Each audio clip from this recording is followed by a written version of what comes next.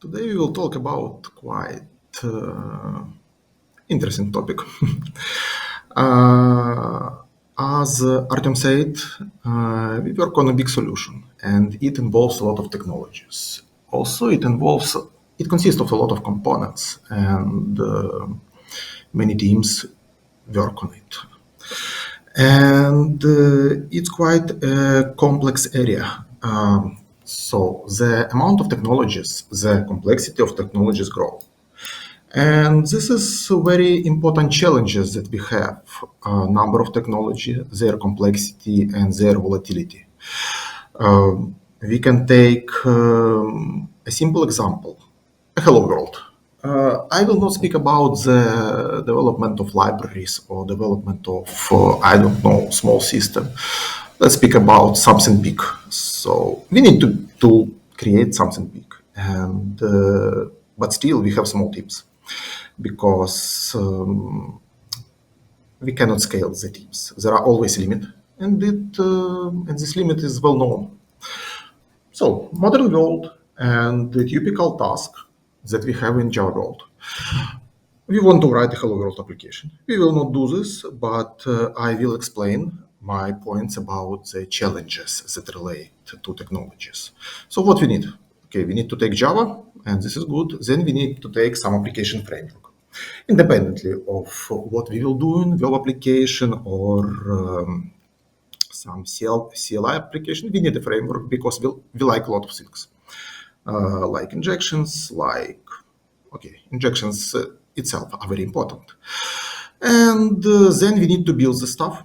Okay, we can take Maven if you can think about something else, but we will return to this. And then we need to create a container. It's a Java world. We create big things. We want to run them in different environments. And we like images. Then we need to version it somewhere, run all of those stuff elsewhere, and at last deploy it. And still, it will not work because when you try to connect it, you will not be able to do so. So you also will require some technologies that will work as ingress in your cluster and will allow you to send requests to your application. And this is it. This is the point. It's just a hello world application that will provide, I don't know, for example, one endpoint for the HTTP call. If you want to run some task, some job, it is the same. And there are a lot of technologies, and the cognitive complexity of all of those grows. The important point is that also those technologies evolve by themselves, and there are also competitors. And first couple of things that are important for us, it's technology radars. Today you heard a lot about different technologies. Most of them are challengers or niche players. Not so much people like to speak about the leaders of the market because they are leaders. And from architectural perspective, we like leaders. We want to know about challengers. We want to know about challenging technologies that allow us to do things better, possibly. But typically we stick to leaders and don't want to change them. We will return to this topic, but in this column you see a list of, let's say, defaults, and I typically call it defaults for teams, for customers, for anyone. When you start to create a system, you need to have defaults, your defaults. And to manage those defaults, we create technology radars. ThoughtWorks invented the idea, and now everyone create their own radars. Big companies, architects, everyone who need to create system, and those also big. So we have challenges. Our hello worlds are big. We know which technologies we can use. However, there are still a lot of issues. What is the issue? Okay, from perspective of the architect or of the company, those technologies are just list of things. You take them and go with them, but at the end there are teams who create the components, and those are the most important because in general it was a very good point in one of the books that we know how to create big systems. We don't know how to create parts of those big systems, and this is the main challenge. So all of those technologies are not abstract for the teams. teams need to work with all of those technologies. And this is a very big shift in comparison, for example, to what we did 5 years ago, especially what we did 10 years ago. Because 5 years ago, Kubernetes was something like a challenger. And it wasn't leader. There were other competitors, and some of them are still alive. Some of them are already go out of the market. Some of them quite new, like Nomad. You can think about this. There are others, but it's not very important. Important that teams need to know all of the stuff.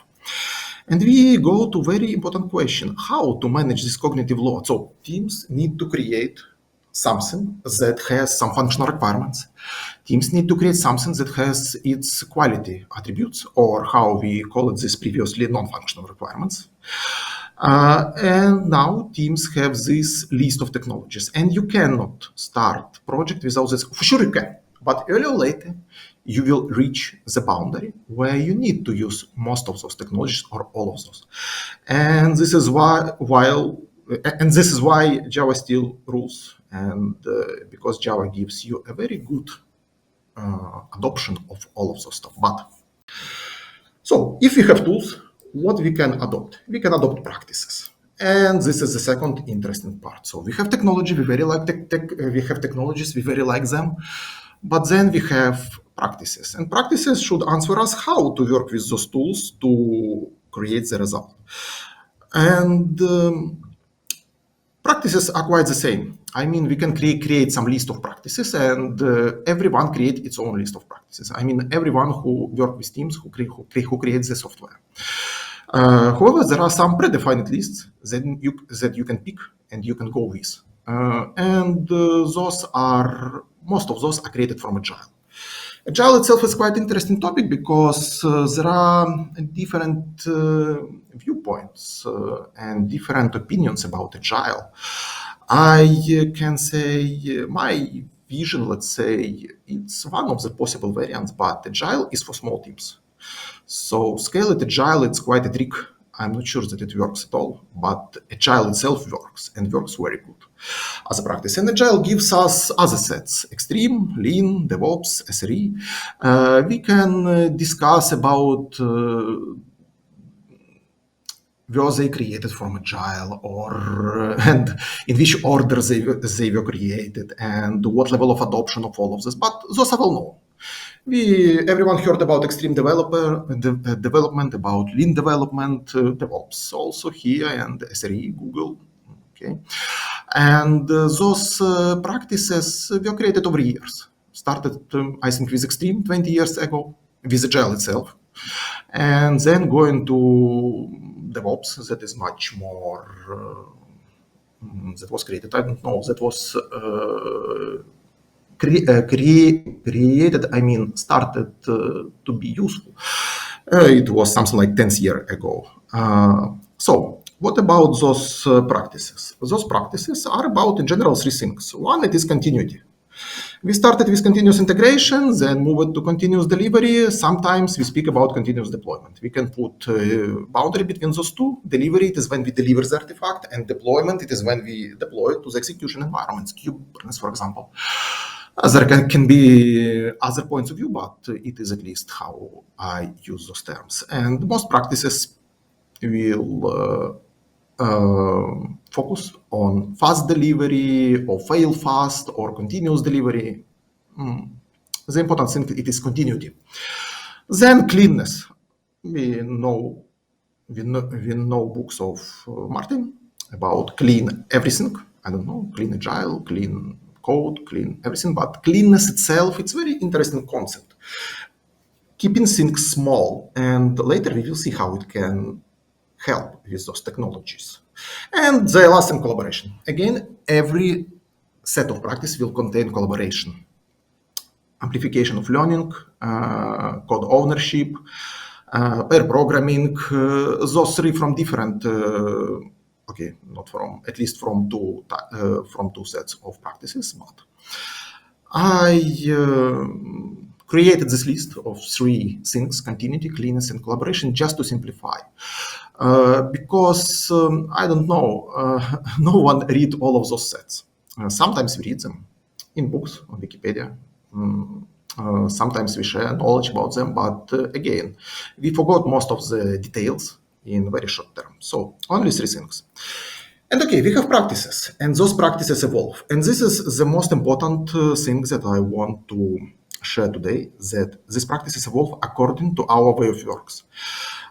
We use practices to answer to challenges, and the technology challenge, the current technology challenge, also impacts on how we may apply the practices. And let's start with simple thing. Let's speak about delivery. So we take the delivery, and what changed? What changed in our practices to answer to those technologies? First, we need to grasp all of those technologies and how we can do it. In general, there is only way. We need to put everything into a single place. Because if something is out of this place, we will forget about this. And simple, but it works like this. And if previously our repository contained only source code, possibly some build scripts, currently it's not like this. Still, if you create a library, you can continue only with those two. But if you work on real projects that provide some functionality for end users, your components will change. They will include all of the information required to manage this technology impact. So first, what you will have, it will be packages. We will return to this with example on the Kubernetes, but packages are very important. You need to ship the stuff. So if you want to have continuous delivery, if you need this continuity, you need to ship it in some way. And you cannot ship Java artifacts or Python artifacts. You need to ship something that we can run elsewhere. And the first idea was GVM, build it once and run everywhere. But this everywhere was not really everywhere and wasn't so simple as it should be. And now we have containers, and not only containers, but also the question how to run those containers. Because container itself doesn't answer all of the question. It only gives us an executable, but we need to describe how to run this executable. And here we have packages. Some packages, for example, Helm. We will return to Helm, but the point is, the first thing we need is packages. Then we need contracts, and this is what is also part of the repository. All the APIs, all the data schemas, read schemas, write schemas, and it depends what you use. If you use NoSQL, you always have read schema. You may not have write schema, but read is always there. And all of those are also part of the repository. And then pipelines. Also very important thing, because if you have packages, if you have sources, if you have contracts, it means nothing. All of those need to land up in the target system. For example, packages should go to the ECR or whatever you use to push the Helm images. Your contracts should end somewhere at Backstage. If you use Backstage from Spotify, one of the leaders for now, but your contracts should be available for all of the developers. And someone need to do this. Someone need to build modules, to create packages, to publish contracts, and so on and so forth, and also deploy to the target environment. And this is the pipelines. So the first impact of practice is that now our repositories are much wider. And we need to describe all of this, and here's the first question. All of those are described in YAML. So it's normal that we have a lot of YAML code, and every developer need to understand this YAML. Developer need to understand manifests, need to understand OpenAPI specification, need to understand, I don't know, Bamboo pipelines or whatever you use. But again, within the technology stack, every developer in every small team need to know all of those. And there are some notes about like everything is an image. It's also a very good question, because when you publish the artifact, you always have choices how to publish it. But think about to publish everything as an image, because image may not only serve as a container for executable. It may also serve as a container for data. Take a look on Helm if you didn't do this yet. How Helm allowed to publish its charts, its packages with the images. It's very interesting. But let's see more interesting part. It is how all of those created. So we have a lot of stuff. We have technologies, we have complex repositories, and is it unavoidable? I think yes, you need to do all of this, and each developer within each small team need to do this. And how you will spread knowledge, how you will align all of this and reach this cleanness, this good state of things, good enough but still good. And things return. 20 years ago or 15 years ago, at least when I started work on commercial applications, we had trunk-based development. And it was good, but it was inevitable at that point because we didn't have choices. Then we had Git, and Git created new model, Git flow, GitHub flow, okay, feature branch model. And now this model, it is like a default. However, it is not very good from perspective of the technology pressure. Why? First, because feature branches are not very good with continuity. When you create feature branch, you have two things to deliver: your trunk, main branch or whatever, and your feature branch. And if you not merge your feature branch in one day, it starts to be a problem always. Also, feature branches cause other issues, but it's not. We will not focus on this in details. Just think about this. Trunk-based development, it is retarded, and it is the best practice. Why? Because first, you work on continuity. You change things in place, and they always should work. It's very important. You cannot commit the code that doesn't work. The second, you need to commit code frequently. You need to think about how to commit things just to have things working. And you need to commit everything because you cannot commit, for example, source code, but do not update contracts. No, it will not work. For sure, with branches, it also will work. However, the question is how I said, you should have something working at each moment of time. Agile is about working software. Feature branches is not about working software. It is about isolation. I will create a feature branch and I will work on it. Or we will create a feature branch.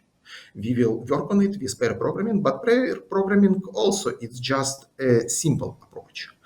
So feature branches also tend to work with reviews. When you review the stuff, put a lot of comments, then you say, okay, it's good enough, let's merge it.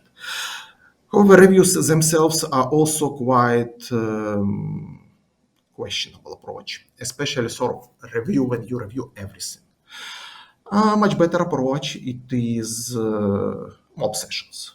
If you want to change something, take your team, overall team, and just change it with everyone. You will present your approaches. You will present the way you work. Or someone will do it. Let's say it is like extension for the pair programming, but it's very different. And mob sessions do not work good with feature branches. Again, they work good with trunk things. Why? Because you have only one source of truth. It is your trunk. If you see something that disappoints you, you create a mob session, and everyone works on the code. But what is the very reason of all of those stuff? It is to amplify collaboration and amplify learning. When you have a lot of technologies, when you have different code, the only way to teach your team, it is to spread knowledge within the team. It is to work on everything in one place and at the same moment of time, let's say. It makes seems quite controversial or biased or something like I don't want to provoke you. I just explain that this pressure of technology requires a very precise knowledge transfer. And the only way, from my perspective, to perform this knowledge transfer, it is to make it also continuous. And the only way to make things continuous, it is to make team work in a single place, on a single source code. And this is it. So it is an example that relates to the processes. And also, it gives you ownership. So if summarize all of this, we spoke about ownership. Everyone within the team owns everything. And this is the way. So let's return to the practices. Let's take another approach that is also very useful from our perspective, from my perspective, but not widely used. elimination of waste or toil management or how you will call it. So let's take simple example. Kubernetes. We have Kubernetes for years, and this is a very good technology. I still heard a lot that for Kubernetes are responsible some DevOps. I don't know what does it mean. So when developer says that in our team was someone who is responsible for Kubernetes, it's not scalable. It's not appropriate way. It's not about continuity because it's about knowledge silos and so on and so far. We can say that it is buzzwords, those knowledge silos, but it really works. It really hurts when you work on a big system. So we started with Kubernetes, and for example, we started with Kubernetes manifests as early adopters, and this is good. We have a lot of stuff, but if you look on this thoroughly, you will see that there are only a subset of Kubernetes manifests that useful in 90% of situations: deployments, services, configs, possibly secrets, and sometimes ingress. And we need to write the same things everywhere. So the next step was to create Helm and Helm templates. It took some time, but those who came later, those started with Helm and with Helm templates. And then we have new technologies. Okay, we understood that Helm templates also are not very interesting for us. In 90% of time, we have the same deployments, services, configs, okay. And we don't want to write all of the stuff. If you have one service, okay, it's interesting and you can do this. If you have 20 services, it's not 20 components. I don't use service as some physical or logical boundary. Okay, 20 components you need to deploy. And it's not very useful to write the same things everywhere. And you have in general two ways. One way it is to create something custom to generate templates. So you only specify the information you need, and then you generate the templates. Another way it is to use something that already on the market, like Decorate, as example. It will generate it for you, and you can just use it. But what all of those is about? All of those is about that we always reduce surface when we use the technology. So when you pick the technology, you should reduce its usage as much as possible. And any new usage of this technology should be elaborated. And also during your work, you should always strive to reduce it more and more. And this diagram explains the idea. We have Kubernetes, a very flexible thing, a very powerful thing, but we don't want to use it in most cases. We want to use a very small subset of the Kubernetes, and we want to write a very small amount of code to work on this. And this is a balance point, balance between flexibility and simplicity. We always strive to simplicity, but if we will have very simple thing, it can be an issue, because typically it leads us to vendor lock. If things are too simple, sometimes we also can be trapped with the tools that we are using. So balance point not always lays on the simplest solution, but somewhere close to the solution. And this is a good example. If you're from Java world, you can think about Spring Boot and its component. So how many ways you know to create a component in Spring? I don't know, 2, 3, 5. I mean regular ways as developer. But how many ways you want to use? Okay, we can just use all our constructor from Lombok and restrict everything else. What you will have as benefit? As benefit, you will have that you reduce the complexity of the technology adoption. And this is very important. For sure, you reduce the technology use cases. You reduce the surface, but you may adopt more technologies. And adoption of more technologies, this is what I'm trying to say, this is inevitable. You cannot just ignore this and say, no, we will stick to some approaches that we used before. Another example is about reliability. It's much closer to architecture. In general, there are a lot of examples of reducing surface. Good example. Again, several years ago, 5 years ago, possibly like this. We had a Netflix model with all of those histories, ribbon, and everything else. And we embedded all the stuff into the microservice. Okay. If we need to create course, we also embedded it to the microservice just because the idea of the Netflix to have things standalone. But it's a very high level of complexity. And this model already dead. Why? Because you have a very precise control over everything, especially with ribbon. But DNS in Kubernetes is much simpler.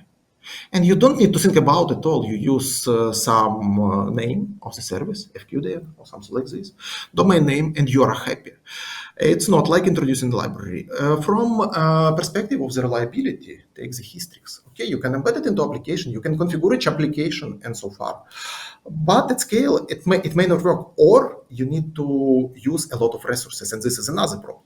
All of my speech is about balance between resources you can afford.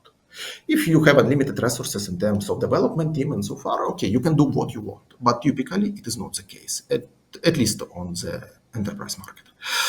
And you can embed these tools inside the application, or you use sidecar. So you move the complexity from the application itself to the infrastructure. However, sidecar, it's much easier. Possibly at some point, you can use meshes. Possibly meshes also will.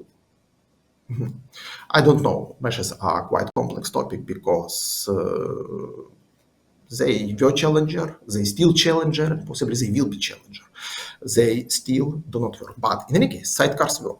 So you can avoid to use complex libraries and complex things inside your applications. Now, when we speak about services, and we speak about circuit breakers or something like this, we don't say that it should be part of the service.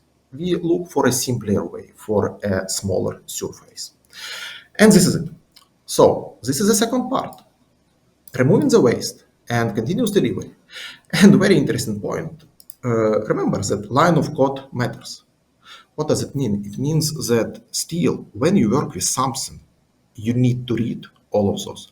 For sure, we had code formatting and decomposition approaches that try to reduce again the surface of your communication with your source code. But still, it matters, and we look for approaches that allow us to reduce the size of the thing. Many people think that line of code is useless metric. Yes, it is useless by itself, but it's very useful when you compare two solutions, because your developers will need to read this. And another example, the last one, it is about the design. Design is a very complex topic, and we will not go through it for sure, but we will take one interesting thing, decomposition. And we will go into the decomposition on the code level. So what we have, vertical decomposition, we have horizontal decomposition, okay, or how it is called, structural, behavioral. We have a lot of terms. But what if we try to take the extreme solution and decompose on the function level? You know about serverless, about lambdas. Here it is not about using them, but the approach. Lambda, it is very good architectural pattern that, from my perspective, underestimated and especially good in application to technology and practices. It allows you to manage technology. So instead of creating some shared code, you just create a function for each of your operation or whatever you have. For example, HTTP operation or some piece of functionality. It contains everything from the entry point to all of the endpoints. And this is very important because it significantly reduces the scope of work. Again, within your application, you will have a lot of technologies inside, not only outside of this. And again, you need to manage this stuff. If your application provides, 20 endpoints, 20 operations, you just create 20 modules and avoid any reuse between them, except libraries reuse. For sure, you can reuse libraries. If you create a library or use library, you can do this. But within the application, you don't reuse anything, including data models. And this is a very tricky part because many languages, for example, Java is not very good for working with data. It's not good at all because Java POJOs are very interesting thing. The world is about JSON and we still use POJOs. Not only in Java, most languages provide very bad support for data because we retrieve JSON, we pass JSON. It can be anything else. It can be any binary format. It can be anything.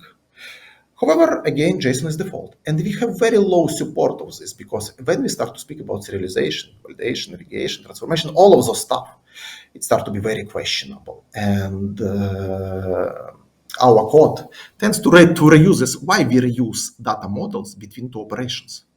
Just because it simplifies initial development, but it's very bad from the technology perspective and from the practice perspective because you have higher scope.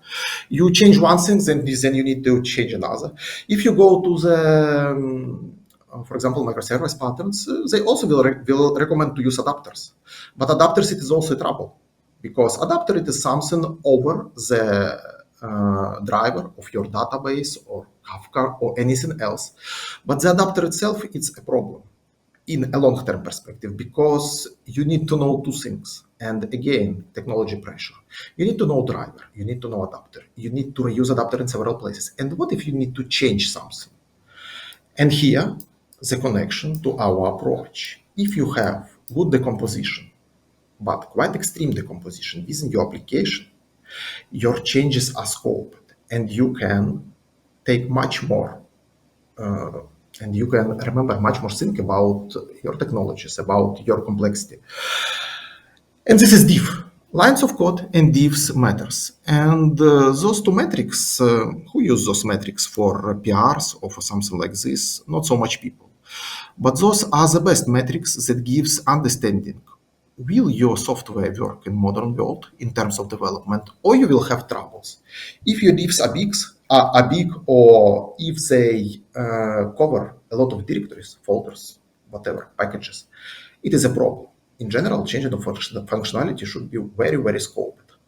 And again, the same about lines of code. If you prefer to write the code rather than use an infrastructure, it is a problem. There are different opinions on this, and what I'm trying to say is that we have technologies, and we have a lot of technologies. It is inevitable to use all of them, and in future there can be something else.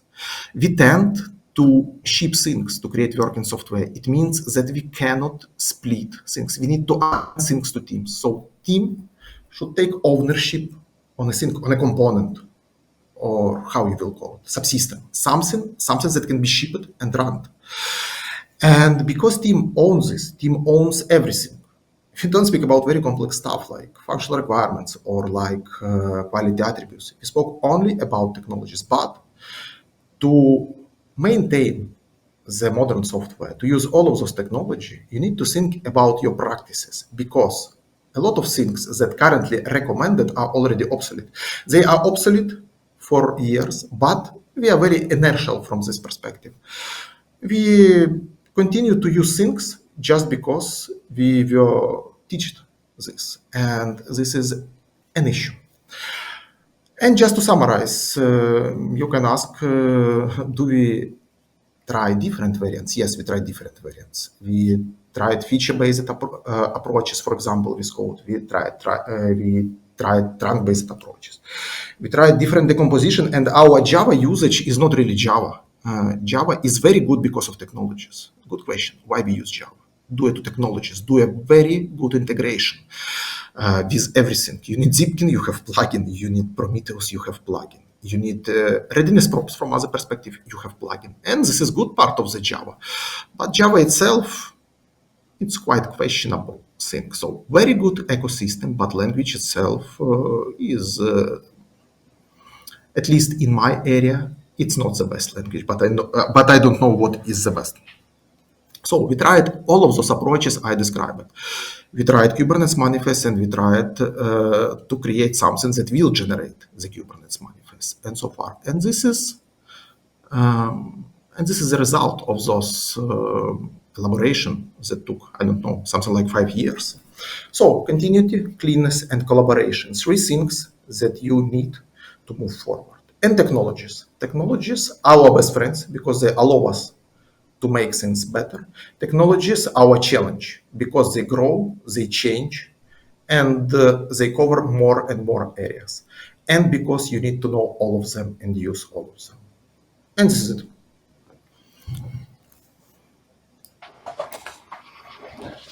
Thank you, Anton, for your talk.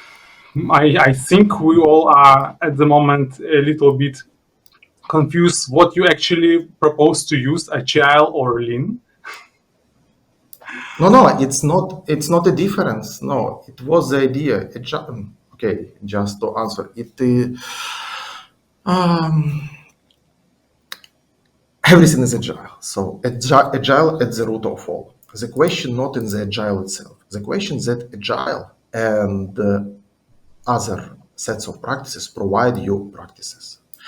And the question is how to use practices when you face modern technologies. And people who work a lot on this, I think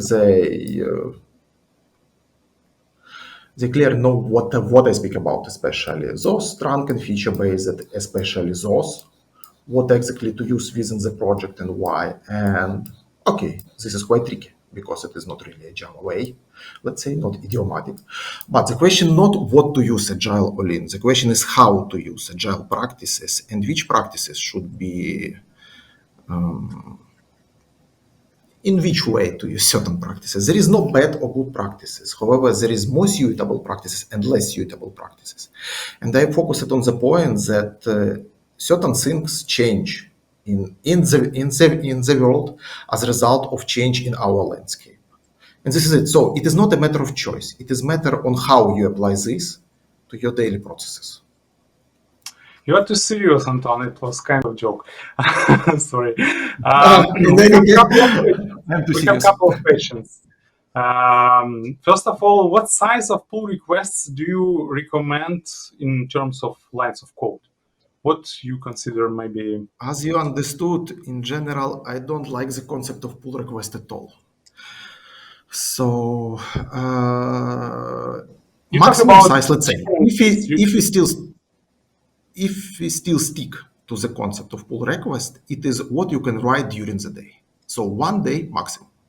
If you start at the morning, what you're able to write till the evening and ready to share with your team, it is the maximum size of the pull request. Maximum size of the pull request. Everything else work not so good. And it is Sounds not only my reasonable. opinion. Sounds reasonable.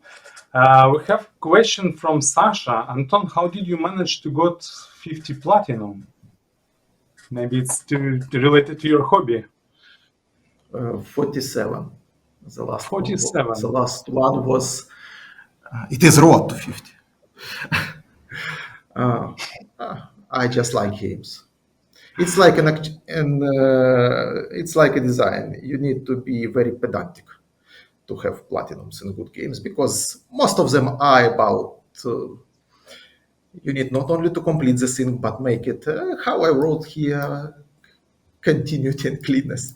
Good. So you need to have good approaches. It is not an advertisement, but this is it. In general, it is the same. Very pedantic work, and this is it. And I like games. I see. And one more question. Do you like the concept of software craftsmanships when each developer is responsible for the whole application lifecycle, from writing code to deployment, maybe to support as well? In general, two things. So, from my perspective, the elementary particle is a team. Team, it is something like 3 to 7 guys. In general, closer to 3 than to 7. It depends. So team is responsible for the full cycle, and within the team, it's very important team boundary because if you want to do something good, you need to have a team. But I fully agree that within the team, you should grasp all of those stuff, and this was very important point of this talk. That really each developer need to know all of this, and it shouldn't be perfect.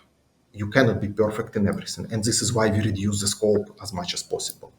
But we speaking about end to end, and this is yes, from this perspective, I agree that everyone should be able to write the code and deliver it. At least this is a very good idea that everyone can do this, and this is what we should strive to achieve.